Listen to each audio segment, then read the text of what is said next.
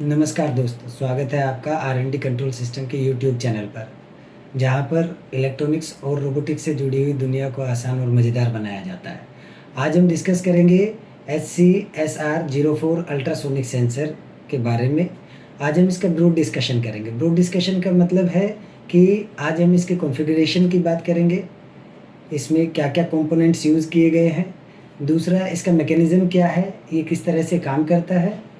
फिर इसका लिमिटेशंस क्या हैं, फिर एक्यूरेसी क्या है और लास्ट में इसके एप्लीकेशंस क्या-क्या हैं। किन-किन जगहों पर इसका यूज़ किया जा सकता है, इसके बारे में आज हम बात करेंगे। तो सबसे पहले बात करते हैं इसके बेसिक कॉन्फ़िगरेशन की।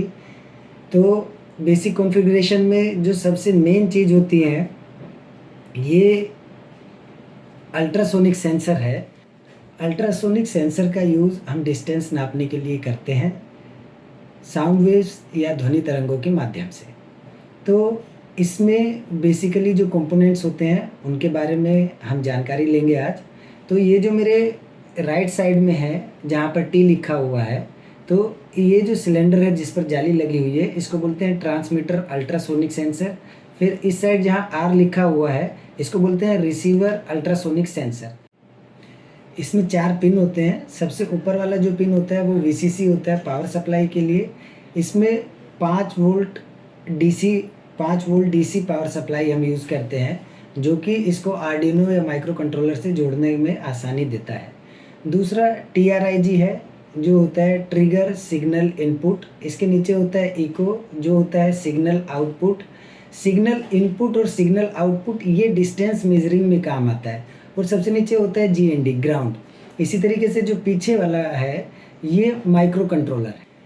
चलिए जानते हैं कि अल्ट्रासोनिक सेंसर का मैकेनिज़्म क्या है, ये काम कैसे करता है।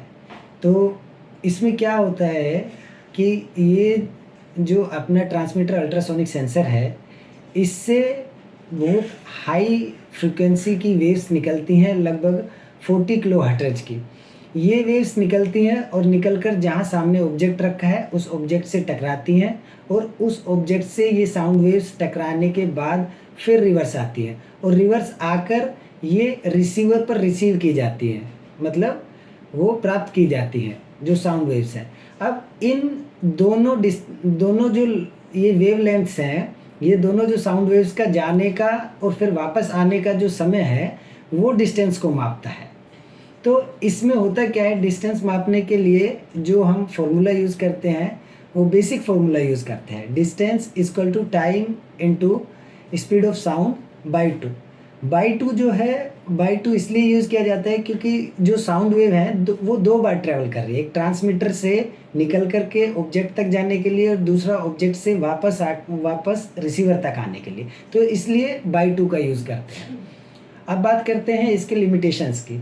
तो अल्ट्रासोनिक सेंसर का लिमिटेशन ये है कि ये जो डिस्टेंस मापता है वो 2 सेंटीमीटर से लेकर के 400 सेंटीमीटर तक, मतलब 4 मीटर तक ये डिस्टेंस माप सकता है। इसी के साथ लिमिटेशंस की बात की जाए तो ये ±3 मिलीमीटर की इसकी एक्यूरेसी है, ये इसकी एक्यूरेसी है।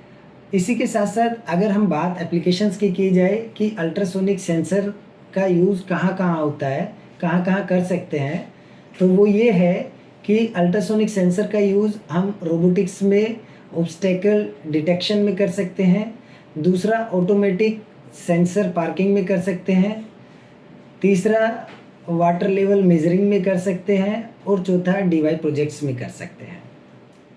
DIY प्रोजेक्ट्स और रोबोटिक्स में बिगिनर्स के लिए और एडवांस यूजर्स के लिए ये प्रोडक्ट बहुत ही फ़ायदेमंद और मज़ेदार है।